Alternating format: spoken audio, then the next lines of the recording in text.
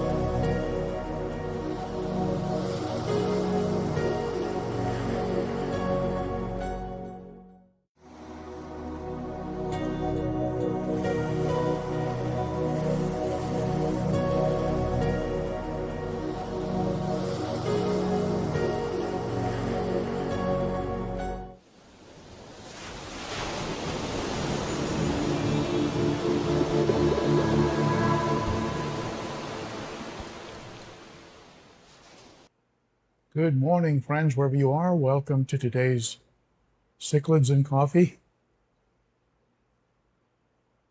Hope you're having a cup of your favorite beverage wherever you might be. And for some of you, it's a little later in the day, so maybe you're drinking something different, but I'm still on coffee. Hope you're having it out of one of my cups. A shameless plug. So we have a great group of people already on the stream. I want to welcome all of you. And it looks like Whip's World is in the house, one of my wonderful moderators. And welcome, Whip. I saw you last night with John and Lisa. That was great. Michael's in the house. Paul, Angelo, Henrique, Z-Zip. Hey, Tracy's here. Scott's here. Kim and Coral are in the house. Wally's Freshwater Aquatics, Robin Rayner, Bill D, Mickey Mac, MedCow74, good afternoon to you. A lot of good folks here in the house, the best of the best. Zach and Uncle Smiley and more. Josh is here. Hey, Josh. Josh Pagakis, hope I'm pronouncing that right. Good morning to you. And Ex-Collie in the house. Hey, Ex-Collie. And Kim and Coral, no need to apologize for missing cichlids and suds. That's probably more my fault. It was an absolute last minute, you know what, I think I'll go live kind of decision. So no need to apologize. AV is good. Good. I am using the new system, the new Boya Magic mic. I'm not using this. This is like a boom mic. I'm not using it. I'm using the little snap-on, clip-on mic with a receiver that's plugged into the Sony A6400. So it gives me a lot of freedom. I don't have that boom, that boom and that big mic, which some people might say, well, gee, that looks a little bit more official and professional, but I prefer just to have a clear shot, a clear view. And Angelo, thank you for that. Thank you for the AV. Zach, it was a crazy party. I'll tell you one thing I realized, and this is the liability of doing late night streams, is I was talking about things while I had the chat on. So when I have the chat on the screen, that limits how much of me you see. And so when I have the chat screen up and I'm talking to you about, hey, look at that fish and look at this fish and let's give him a little bit of food and let me show you this, let me show you that, you never see it because all you have is that little chat screen. So when I reviewed the stream, I went, oh boy, here I am talking about stuff and all they can see are their comments. But you folks were polite enough not to pile on and say, hey, dude, we can't see what you're talking about. So at any rate, let me go ahead and show you the two fish that I talked about during that stream. Let me see here. The two fish I told you I wanted to get a hold of. I wanted to get a hold of an Empire Gudgeon is one of the fish I'm on the lookout for. Just a crazy looking fish. Take a look at this fish. Empire Gudgeon. I did pick one up a while back, and unfortunately it didn't last. And I did get a refund from the vendor, but I'm not going to go back to that vendor. Sometimes the water parameters, perhaps, of certain vendors just don't match up with mine. And like I know for a fact that whatever Josh is doing, and for that matter, whatever Fritz is doing, with whatever Josh is doing at Cunningham Tropicals, whatever Fritz is doing, Andre Fritz down at Beantown, and for that matter, whatever Snake River is doing, I know we have good water match because their fish come to me and they're super hardy, super hardy, and so I've got good hardy fish and relatively comparable water parameters, and so they really make it. They make it when they come here. So I'm going to look for. I'll probably look for a new vendor. Maybe Imperial might have them. I've gotten fish from Imperial. Not sure if I've gotten fish since I came to Nashville, but they turned out usually to be hardy fish. But Empire Gudgeon is on the short list, and so is a fish that I've fallen in love with that one of you actually recommended, and it's called a spot cheek cichlid. And this is a picture I stole from Predatory Fins. You can take a look at it. Spot cheek. Reminds me of some of the bluegill I used to catch at Echo Park in Los Angeles. But he also looks a little bit like a firemouth that bred with a geo or bred with a green tear. I mean, you've got this beautiful combination of markings on the body, on the dorsal, just a beautiful trailing dorsal. It looks like they even have, here, I'll bring it down a little bit. You can see it better. They have trailers, like your Heckelei. They have trailers on the dorsal. So I'm going to pick up about maybe 3 of those. And if you're familiar with this fish, I'd sure like to know about it. A spot cheek cichlid, and we'll probably end up maybe in the 90 for a while, just like that green tear is, and then eventually maybe bring them over to the 210, and then possibly put that Empire in, of course, in quarantine, and then bring them over to the 55 planted. So those are the 2 fish that I talked about in the live stream on Wednesday, but I didn't show them to you because all you could see was the chat.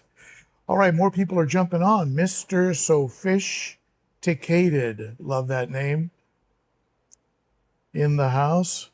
Hey, Denny, good to see you. Denny Riddell, one of my wonderful moderators over in Belvedere, Illinois.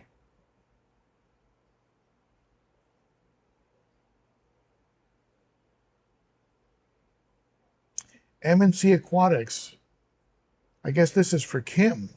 Been looking for African banded barbs and checker barbs for several years. I don't know if I've ever even seen any. Maybe I have, but I certainly don't recall having seen those fish. M and C. Sound nice. That's right, Alishan. Torchites elioti. Yeah, ex-Kali, they're very, very attractive fish. Either one could be a centerpiece fish. The spot cichlid can become a little aggressive and territorial if breeding and protecting, a nest like most cichlids. But for the most part, he's supposed to be a pretty mellow cichlid. So we'll see. We'll see. M and C, I don't know if I'm ready for a trimac. You remember Woods over in the UK used to have that big trimac? Beautiful fish. Definite water puppies. All right, let's do some very quick shout outs and then we'll get into today's topic. Let's just make it official.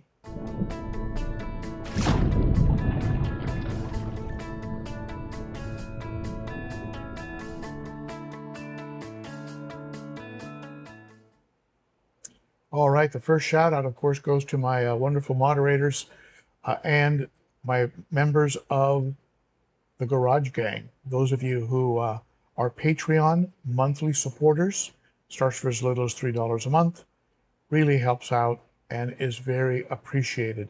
So a big shout out to my Patreon Garage Gang. Next, a shout out to some vendors that have been friends of the channel. And we'll do this NASCAR style where I'll just go ahead and show them all at once. Let me just go ahead and bring them up.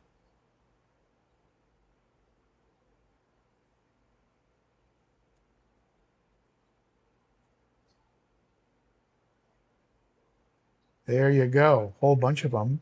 Aquarium Co-op, thank you for your ongoing support. Zenzo and Corey and the gang over there. Darius up in Canada.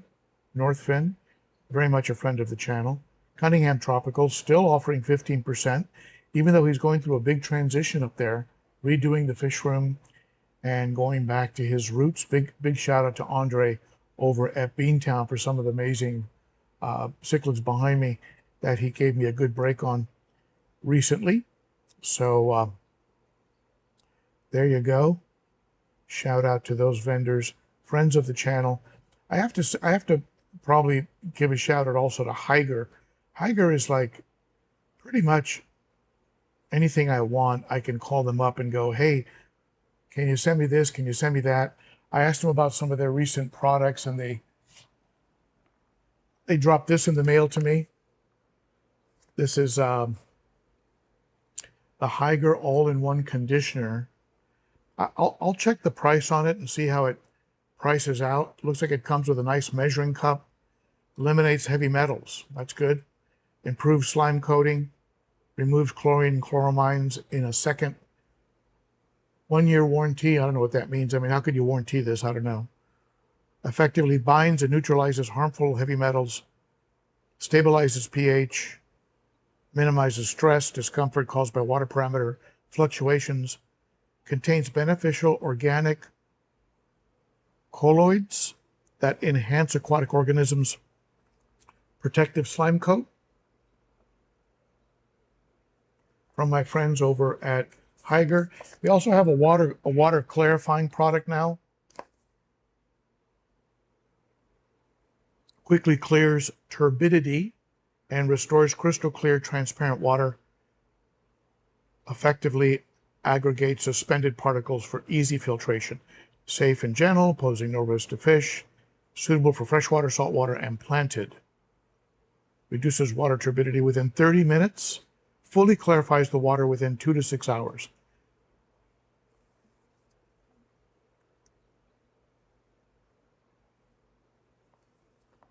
Thank you, Higer. I'm going to go ahead and test those out. I'll also do a cost comparison on how that water conditioner compares, let's say, to Prime and to Fritz, and also to Aquarium Co-op's new water conditioner. So we'll do a comparison on all of those. All right, a couple more announcements and we'll get underway here. For those of you who shop on Amazon, be sure to use my Amazon link. Anything you buy at Amazon, whether it's from my store or anywhere else, will give a credit to the channel if you use the Amazon link. Also, if you'd like some swag, be sure to visit my Teespring store.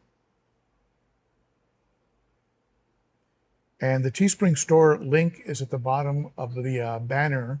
If you are watching on a PC, you'll see a link there for the Teespring store. But that really helps the channel also. And finally, there is a hat at the Teespring store you can pick up. I'm going to order one. So check them out. Check it out. Really helps out the channel a lot when you pick up swag at the Teespring store. Okay, so enough said. Let's talk about a comment that was suggested by the Salient one. A pretty long comment, so you're probably not even going to be able to read it. But I'll give you the gist of it. Essentially, he was asking about balance between fish keeping and the other responsibilities and things that we have in life, in particular family.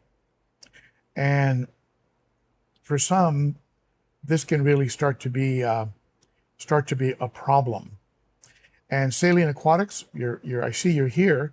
We are using your topic, my friend. You are a moderator, but because I'm using your topic, you can go ahead and get some food. Send me again, full name, mailing address to ben.o.ciclid, and let me know what kind of food you want, what kind of fish you're feeding, and I'll get you some Sarah and some Northfin since I'm using your topic.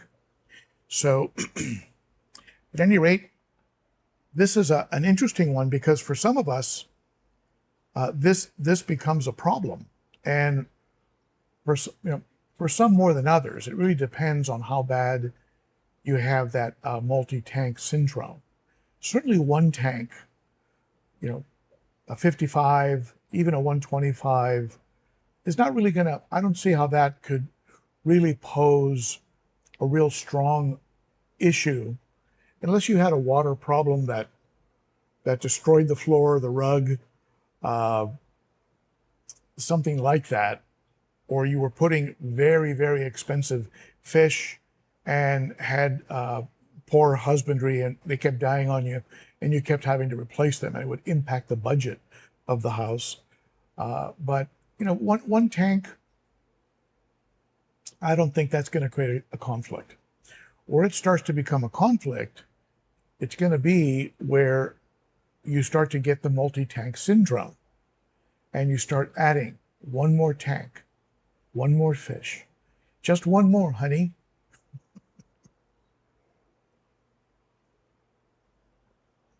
Just one more tank, one more fish.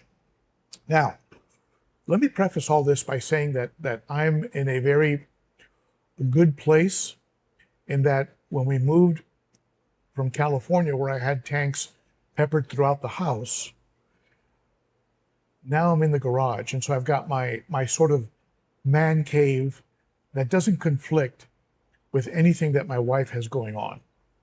So there's nothing going on in the house that would create any kind of family problem. Budget-wise, utilities here in Tennessee are very, very inexpensive compared to California. So that sort of is a non-issue here. The only place we could run into some conflicts would be in time. And that being said, if there's a family function, for me, if there's a family function and a need to do some type of tank maintenance, family function always comes first. Always, no question. So I've learned over the years, having raised 4 kids that in the blink of an eye were babies and are now gone, off living their lives, right? I've learned that you've got to prioritize it, because that's a window that opens and shuts relatively quickly. You can always keep fish, and you can always work around keeping fish. Kids and grandchildren growing up and going off into life and moving out of that phase where it's cool to hang with dad or cool to hang with grandpa, that phase is relatively short. And if you do a good job and they're good kids, they're going to still want to hang with you as adults, but not anywhere near with the frequency that they would when they're smaller. So for me, that was always a bit of a no-brainer. But what are the conflicts that can exist? I made a little list. And the first one, of course, is time. And time that you're working on a tank is, of course, time that you're not playing with one of your kids, unless your kids are involved in the fish keeping. Time that you're not spending with your spouse, unless your spouse is involved in the fish keeping, which mine never has been. Mine has always been very supportive and backed me up, but no real interest. She'll come down and she'll look at tanks and she'll admire the beauty of the fish. She loves the discus.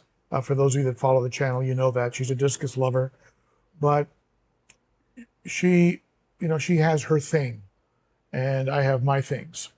She doesn't ride bikes. She doesn't necessarily, she doesn't fish. She doesn't do some of the things I do. And that's good, because she gets her time, I get my time. But when there's time that we should be together, and you have to watch and make sure you're not neglecting that relationship, because you hear of marriages where people are strangers that share a house and they don't really talk much, they don't really do much together, and I never want to be in that kind of an arrangement. So we make a point of going out to dinner, we make a point of watching a TV show together, of hanging out. That's important. We also make a point of attending my oldest daughter's events. She's a musician, and she puts on events in Nashville called Treehouse, where she invites up-and-coming artists. She'll perform sometimes, but it's mostly a showcase for new artists. And no matter where that is, and no matter what time it is, we make a point of driving and going there, just like we used to drive to all the travel ball games for our boys and the track meets and even her travel ball. So the things that come up, I think, as biggest conflicts, and you folks tell me in the chat what conflicts you've run into between family and fish keeping. When you start to feel like one is sacrificing the other, I think that you may have crossed a line with multiple tank syndrome. You might have gone a little bit too far, and the cost of that neglect is going to be, it can be pretty high, for years I consulted business owners, and there was a real common, sort of a common theme. These were business owners who used to work 80 hours a week, 100 hours a week, 60 plus, trying to start up a new business. And it wasn't uncommon for me to hear, if I had known where I was going to end up after the divorce, because I neglected my family so much to start my business, if I had known where I was going to end up, I would have worked half as hard, because after the divorce, I ended up with half as much anyway. So you got to really watch that balance, watch that line, and realize that unless you're actively creating the relationships, they start to deteriorate. They're going to get better, they're going to get worse. So I'm not here to lecture anybody. I'm not here to talk from a podium, but I consulted business owners for 33 years. I'm still doing it to some degree. So I'm in my 35th year of business owner consulting. And I'll tell you, embezzlement, mismanagement, bankruptcies, those are hard on businesses, but probably nothing's harder than a divorce. Man, oh man, those people are usually devastated. So time, finances can become a problem if you get multiple tank syndrome and you start to dip into the finances. And this is why having a YouTube channel is good, because this is it's a self-sustaining operation. And any YouTube revenue I make, and it's not that much, some of you might imagine, well, gee, it must be several thousand a month. No, it's not. It's probably closer to 400 to 500 a month. But it's a self-sustaining between utilities, new fish, expenses, and fortunately I have good sponsors. I have people that sponsor. Northfin sends me food. Higer sends me products. My local fish store gives me a 20% discount. I've got arrangements. I've got connections. Aquarium Co-op helps me with products and filter media. And so all of this was the result of working really hard to build the channel. So it doesn't tap into the budget that much. If I didn't have the channel, that could be a big problem. And so time-wise, when you look at time, I work a very limited part-time schedule now. So I'm in a state of semi-retirement. And so that frees up a lot of time.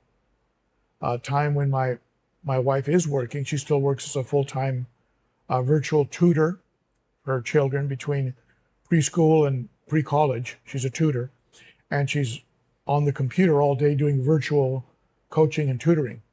So that gives me time to do my part-time, few hours a day, part-time job, spend time with my granddaughters, and spend time in the fish room and make videos. For me, I probably spend more time on content creation than I do on tank maintenance. Sometimes there's big jobs, like some of you watched that video on the sump. That was probably a 2 to 3 hour adventure, all things considered. And you get the 20-minute condensed version, but a lot of it was sped up and a lot of it was skipped. Maybe 2 hours, 3 hours. So there are big jobs from time to time. Last night, it was about an hour and a half doing a water change on this tank. The longest time is the filling of the tank. You put another, you take out 125 gallons. It takes a little while to fill that back up. So that draining it is easy because I use a 1-inch fluval hose that goes from the tank right into the yard. I run a fluval hose, and I've got a net over the opening so I don't suck up any fish into it. Be terrible if I found a bucachromis or a trout in my backyard. So the draining of it is real fast. The filling is slow. So time's the big issue. And my advice to anybody is, if you have to choose between a family event and fish room maintenance, unless there's a 911. There have been, and I can probably count them on one hand, times where there was a leak in the plumbing behind a sump. Something showed up in a tank, maybe a disease or something, and I had to go all in on the aquarium and the fish room.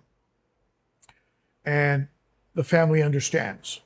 but they understand probably because it's maybe once a year, maybe twice.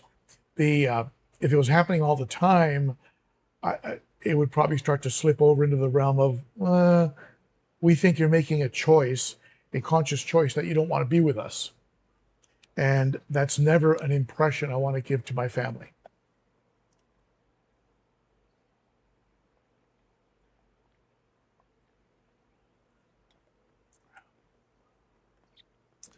The money aspect, like I said, it's self-sustaining at this point, so there's no real noticeable impact on the finances.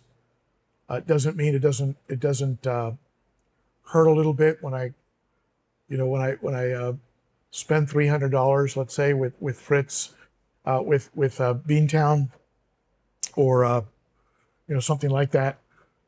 But yeah, it's pretty much self-sustaining. I'm pretty good about the budget. I let the funds accumulate before I make purchases, as opposed to, let's say, floating it on a credit card and paying 20% and then try to pay the card off. I've gotten to the point now where if I don't have the cash, I don't buy it. The only other points, of course, are would be stress.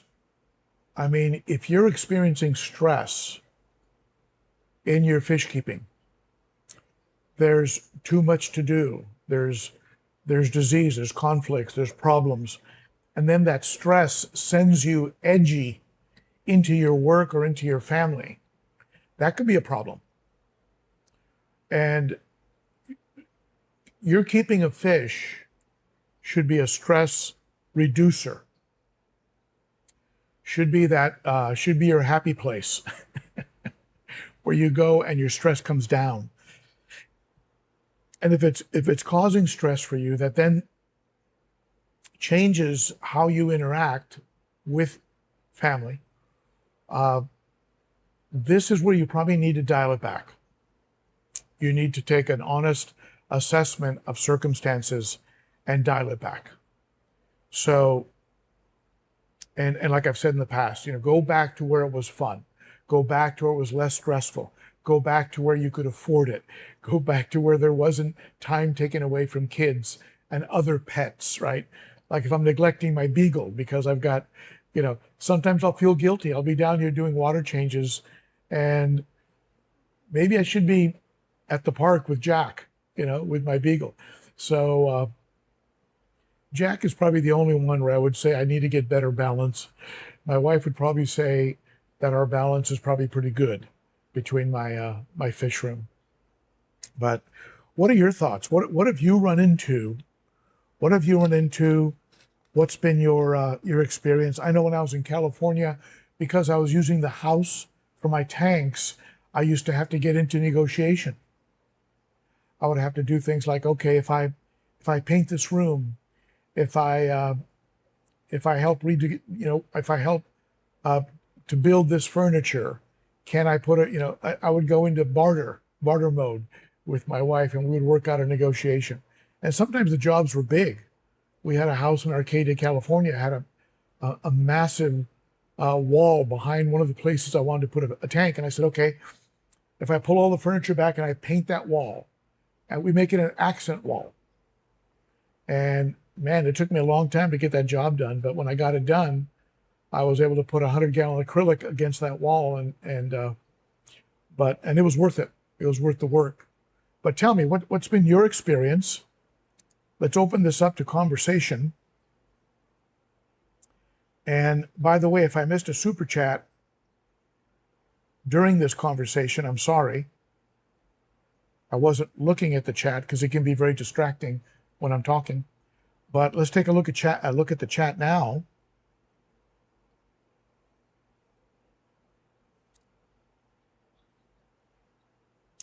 Ben.o. Great Lakes. I'm a bachelor, so sadly, I don't have these issues.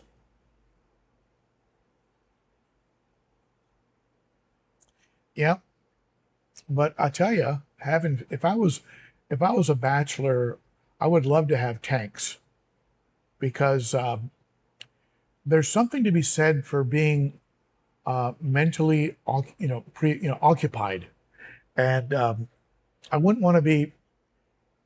I wouldn't want to be sitting around watching TV. I'd want to be active. I want to be doing something, riding a bike, working on tanks, and there's a lot to be said for the mental, the counseling, and the spiritual benefit of having aquariums. And anyone who's gone through issues, personal issues, knows that an aquarium can be a source of relief and distraction. So definitely, I think you're better off because of it.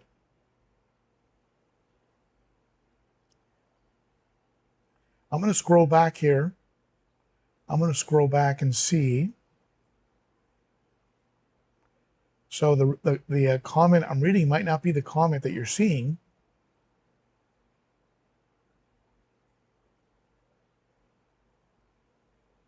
Boy, a lot of great people here. Jay Leah. I said hi to you, Alishan, didn't I? And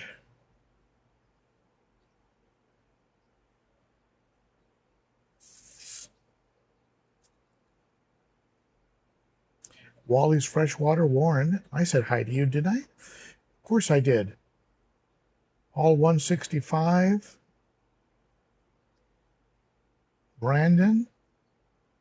Smotherman. Good day to you as well. Fly Guys in the house.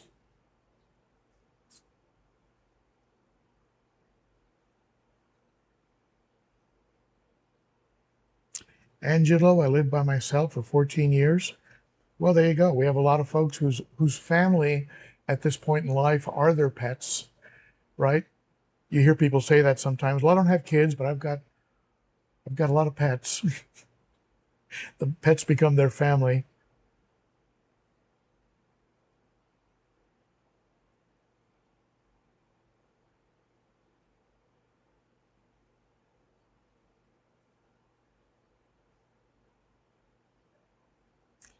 Okay, Salient. That's cool.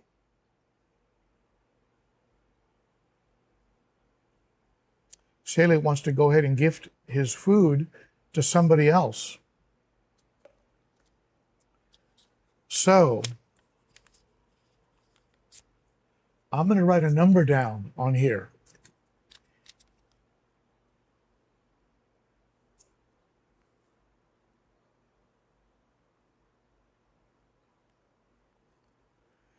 A number on that piece of paper between 50 and 100. And I'll give you a clue. It's a number that came up when I made a comment on KG Tropical's live stream last night. It's a number that came up. First person that guesses the number is going to get food. Sarah and Northfin. So go ahead and guess that number between 50 and 100. First person that guesses the number is going to get a nice little food packet.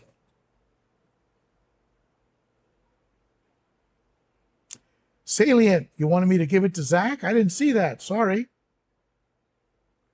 I'll tell you what, I'll make you a deal. I'll give it to Zach and to the person that guesses the number. Between 50 and 100. It's between 50 and 100.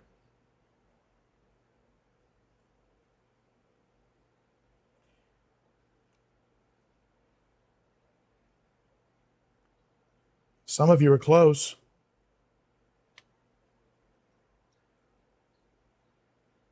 I'm cool with that, Salient. That's good. Zach, send me your mailing address. I probably have it. But send me your full name and mailing address to ben.o.ciclid. Some of you are so close. So close.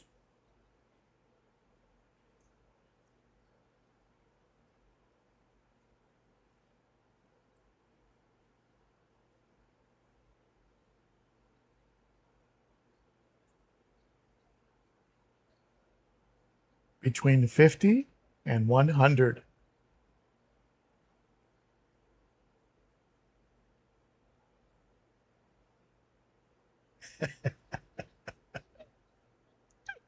I can hear your keys tapping. Okay, stop, stop, stop. Everybody stop.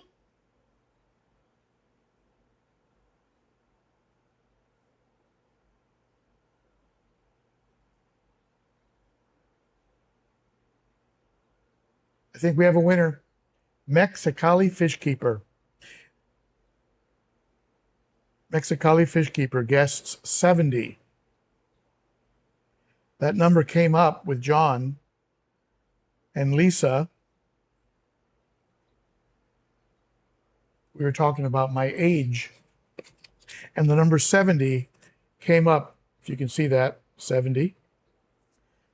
So, Zach and Mexicali Fishkeeper, send me your full name. I probably have it somewhere in my email, but I don't necessarily keep them. Full name and mailing address and the type of fish you would like food for. And I will send you some, whatever fits and whatever I have on hand from Northfin and Sarah. I'll send you some food. That was the first 70, right?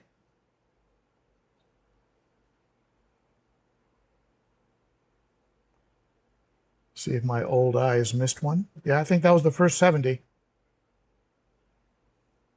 Yeah, it looks like KG Tropicals is now doing a live stream on Friday nights with a group of people. I might be joining them. We'll see. I might sit in one night.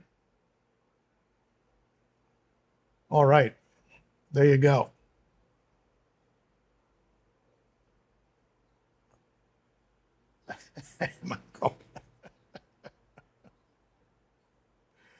All right. Let's take up some of your comments.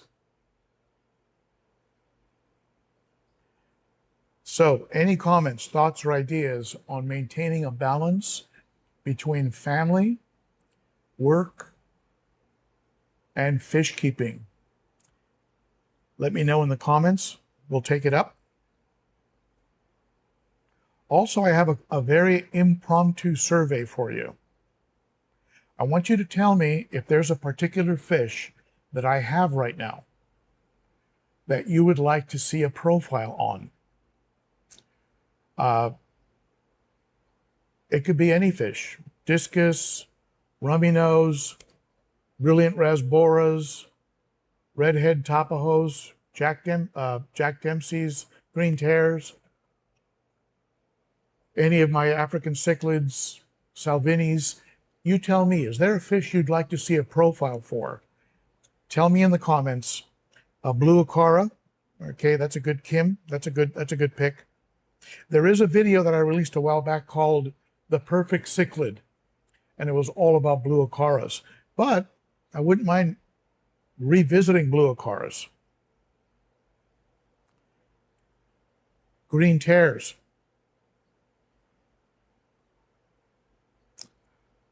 I think I'd like to talk about green tears. Green tears. These names, by the way, I'm going to put onto a survey at the community page, at the post page, and then I'll go ahead and ask the community. So your suggestions are going to end up on the post page. So EBA, GT, don't keep any hybrids. The Hawk,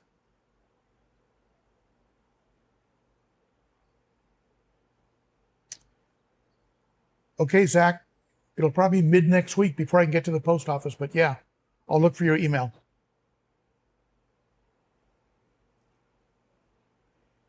Ex-colleague Kev, anything besides Oscars? Are you over Oscared?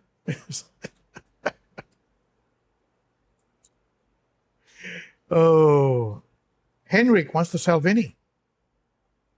I'd love to talk about the Salvini. Such a beautiful fish.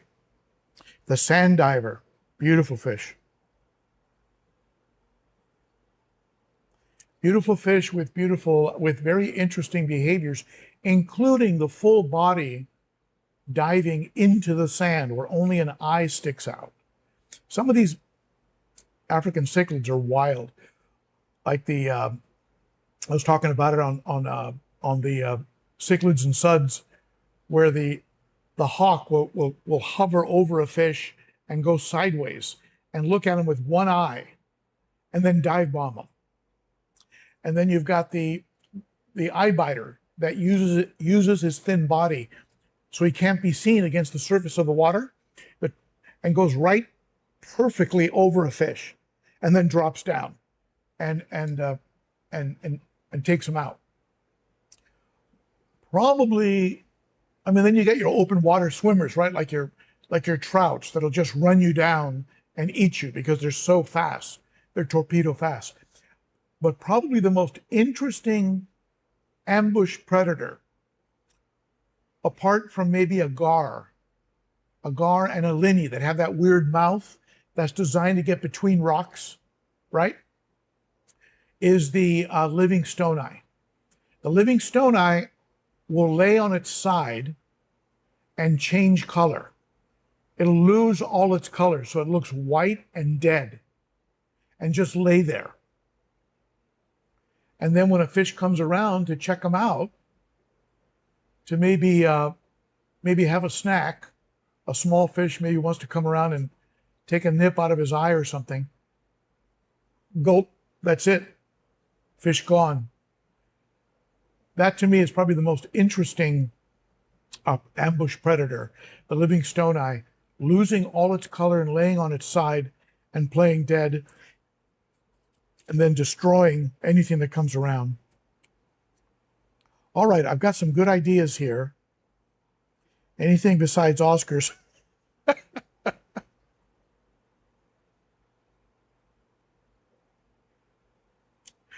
Oh.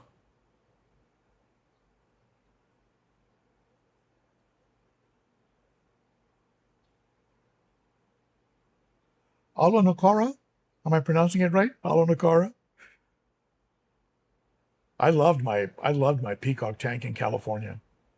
That was a beautiful tank. It's a 100-gallon acrylic with man, I had fluorescents and ruby reds and Benga sunshines and bicolor 500s, and it was just, it was just striking. I just love that tank. Someday I'll grow out some peacocks.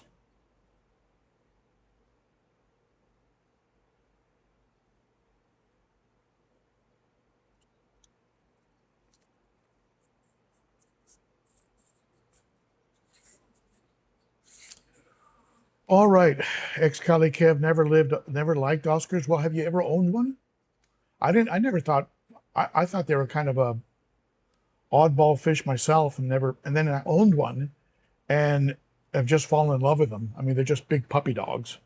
But all right, let's get back to today's topic. And one of you made the probably the most key comment, really, and that is from Mexicali Fish Keeper, which is balance.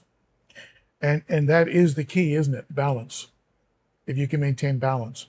And, you could say that about anything, about your work schedule, your exercise schedule, your diet, right? It's all balance. Do you have balance? Do you lack balance? And I think that is key. That's probably one of those words like patience. There's some key words in the fish keeping hobby. Balance probably has to be up there. From things I've talked about in the past, balance seems to come up the most, or not balance, but patience comes up the most as a key word in fish keeping. People that they rush through and don't quarantine fish that maybe they should have quarantined. They want to have a tank going before it's really cycled, and they end up with a lot of dead fish. Patience, very, very key. Something I'm running into with the discus. The discus are starting to become territorial. And that is the sign that it's time to move them to a bigger tank. I'm starting to see nipping on the tails of some of the discus. I'm starting to see dominance and subdominance.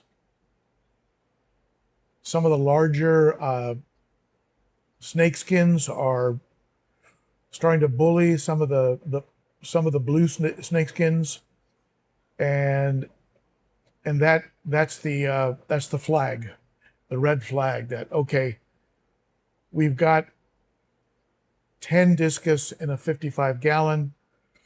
There's supposed to be one discus, what, for every 10 gallons. They should be technically in 100 or bigger. They're going to do okay in a 90, I think. So it looks like it might be time to really confront moving them over to a bigger tank.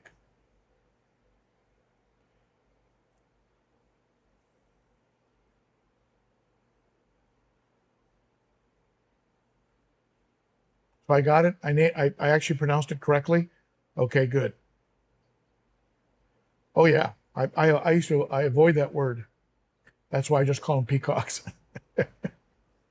I usually avoid the scientific name of most fish.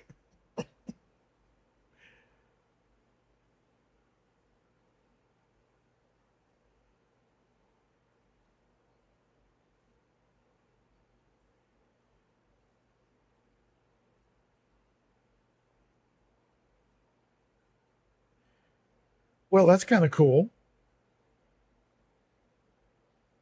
So you immediately had a mutual love for a couple things, which is important. You know, some areas of overlap. In your case, volleyball and fish keeping. Very, very cool. I did not meet my wife at any kind of sporting event. I actually met my wife at the wedding of a friend, and the bride threw the garter. I caught it. She then introduced me to her maid of honor, and several months later, we were engaged. So if you catch a garter at a wedding, watch out, because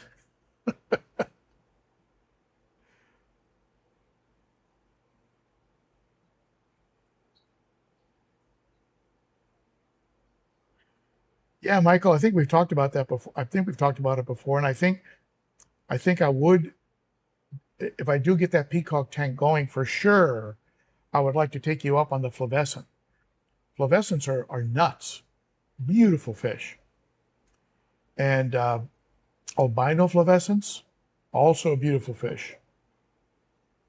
Like an albino, and I tend to avoid albinos because I find that they're a little nutty sometimes, but Taiwan reefs, albino Taiwan reefs, and albino flavescents are wild looking, beautiful fish.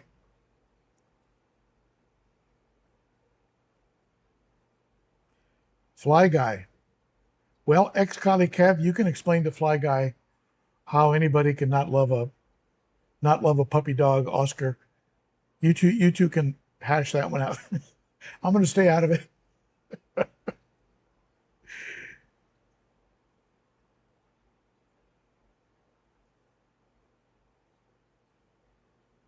Well, there you go. M&C Aquatics. His wife uses the aquarium as therapy. And now if I want to chill out, I'll sit in front of my discus or my planted community. That's right, chill out. I don't necessarily chill out in front of the African cichlids because it's like watching sometimes it's like watching UFC. And though I enjoy watching UFC, I wouldn't say it's something I watch to relax. But if I don't want UFC, if I want if I want a nature channel, I'll look at the discus. I'll look at the 90-gallon, maybe the 210. 210 can be mellow. They all get along right now. But now, that doesn't mean I don't spend time looking at this tank. I love looking at this tank. By the way, do you notice any difference in the color of the fish today?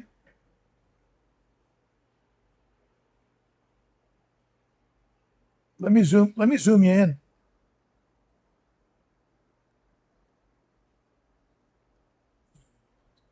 Do the fish look a little different?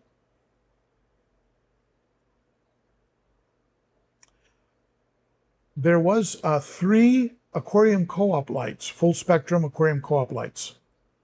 And what I did is I added to the mix a beamswork light, which changed the color, changed the lumens, changed the sort of spectrum of the lighting, mixed it up a little bit. The aquarium co-op lights are great lights, very efficient, pretty much waterproof and indestructible, but they do go a little yellow. Now, if you look to the back of the tank, you'll see back in the shadows there, it goes a little bit yellow. So the back of the tank has the aquarium co-op lights, and the front of the tank now has a beamswork that I had laying around. And I think the beamswork is actually pulling out the color a little bit more.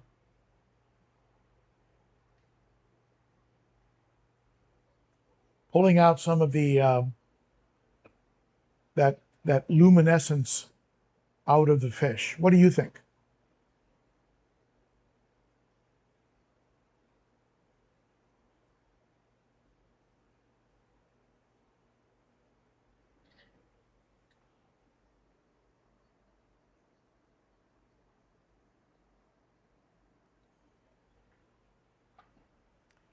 Not necessarily a knock. Not necessarily a knock on, actually, I think I did it again. Let me do this. I did the same thing I did the other night. Let me go ahead and change the perspective here. There we go. Now we can do the test. There we go. Do you think that looks a little better than the way it looked before? And you see the little bit of yellow at the back? That's where I have the aquarium co-op lights. In the front, I put the beamswork, and I think it's pulling the color out of the fish a little better.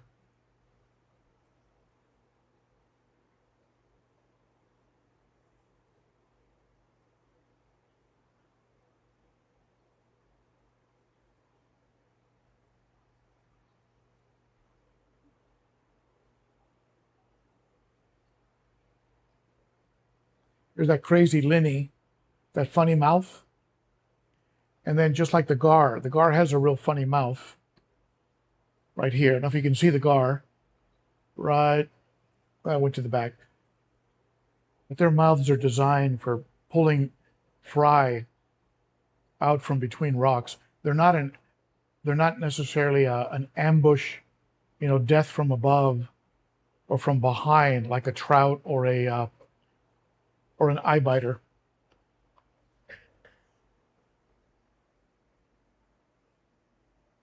So what do you think? What do you think of that lighting? You think that lighting is better? Let me know.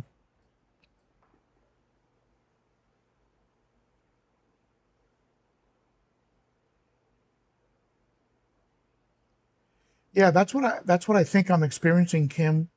The same thing here. Kim talks about changing out a light, and that's what I did just to get a little bit more, a little bit different. Zach says the African cichlids have no chill. This tank, relatively speaking, as far as African cichlids go, and in light of what could be going on, is actually relatively chill. Paul 1, it's a big difference. All right. Day and night. Zach, my fish have grown up together. And that right there is how I would start. If I was to start a peacock tank, including some of those flavescents, I would go ahead and get them all at about 2 inches and then let them grow up together. And just keep my fingers tossed and crossed and hope that none of them flip the switch.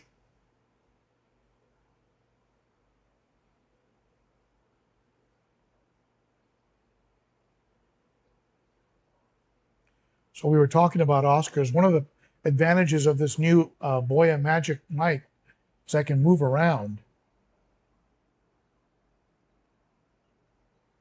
I can move, and it doesn't really impact the sound quality. But see, I can come over here and talk to you and point out my big old Tiger Oscar, and you still get the same sound quality. This is a chocolate. Here comes the big Vieja. Red shoulder Severum. Firemouth. Little Jackie Dempsey down there. Can you tell they're hungry?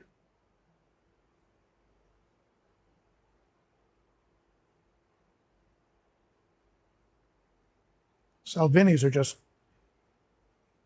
wild. People warned me not to get that fish. They said that the Salvini would kill everybody. And she had her moments when she was younger, but she's super chill now.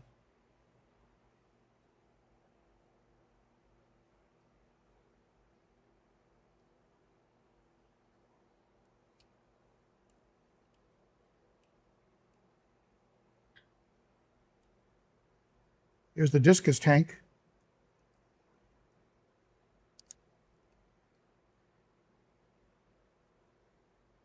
I'll give you a run around the room here.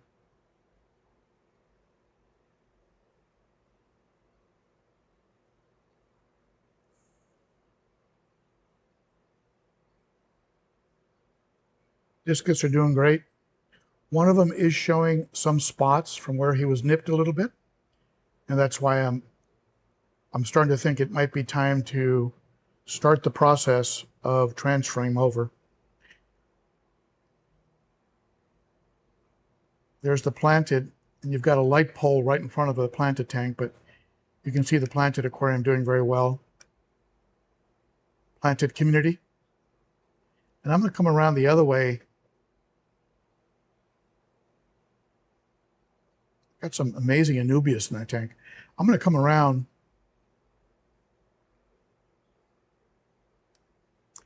Wrap around so you can see the 90-gallon. Bear with me. Don't get dizzy.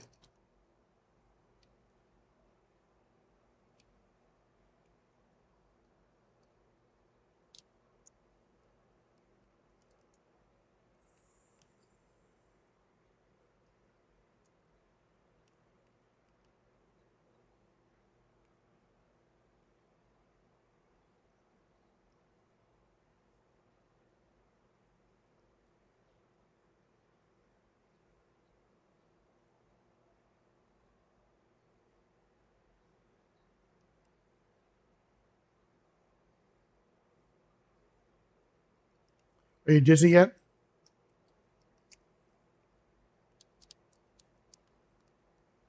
Let me adjust the camera here real quick. There we go. Yeah, wait a minute.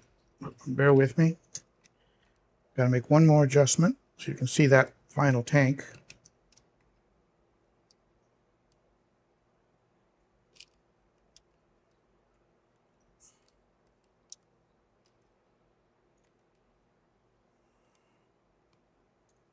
That's not letting me turn it around.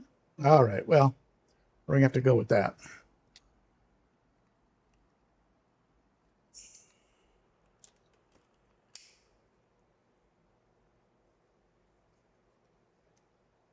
I pulled the camera completely off of the stand. Just walk around, I'll show it to you. There's the 90-gallon.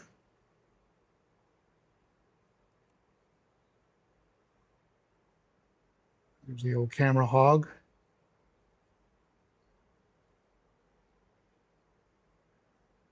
Red spotted Severum.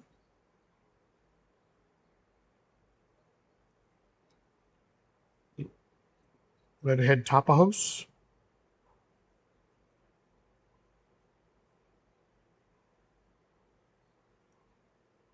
There's the green tear. Not being too much of a tear. A little Acara back there. The Acara will sometimes challenge the green tear, or at least kind of spread his fins and act like he's challenging him. You can see the rainbows back there. Blue Congos that I got from Josh. Blue Congo tetras, there's one.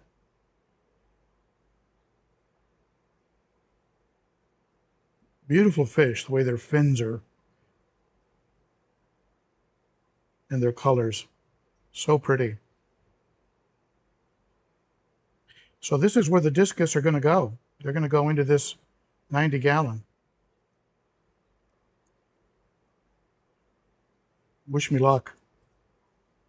All right, I'm going to put you back on the tripod.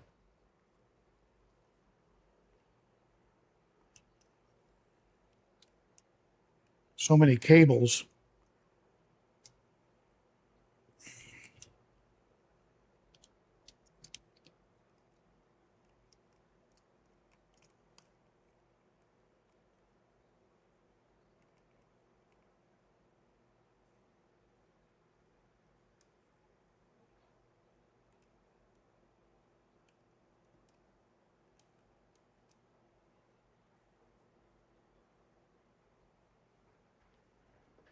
All right, I think we're back. Hope that didn't make you too dizzy. All right. Yep, the Congos.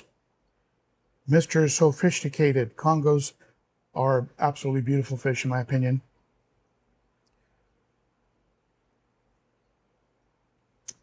Someone suggested that the Congos stay in with the discus. What do you think about that? Leave the Congos with the discus and maybe, let me tilt the camera here a little bit. Leave the Congos with the discus. Maybe leave the redhead tapajos with the discus. What do you think? I think I'd take out the Buenos Aires tetras. They can be nippy. What am I going to do with that green tear? Too small for the 210. Probably too aggressive to keep with discus. It's going to be an interesting project, so stay tuned for that. And on the subject of stay tuned, I have a video coming up this afternoon. And it's going to be all about the topic of if I was starting my first cichlid tank, what would I do? So it's going to be a topic for new cichlid keepers, but also if you have an established cichlid tank, you might get some tips out of it that you'll find helpful in the running of your established cichlid tank. So watch for the My First Cichlid Tank. That's probably going to be out at around 1 o'clock this afternoon. So watch for that video. All right. Big shout out to my moderators. Big shout out to my members of the Garage Gang and to all of you who are watching, who have commented, and who lurk and don't comment. Big shout out to all of you as well. So thank you very much for stopping by today. Today's topic was an important one. I hope you enjoyed it.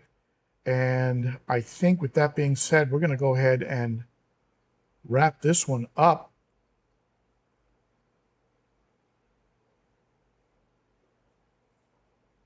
Does that sound good to you? You're the best. You rock, my friends. Thank you for stopping by. And I'll see you at 1 o'clock with my next video. And I'll see you next week at the Cichlids and Coffee live stream. Bye-bye for now.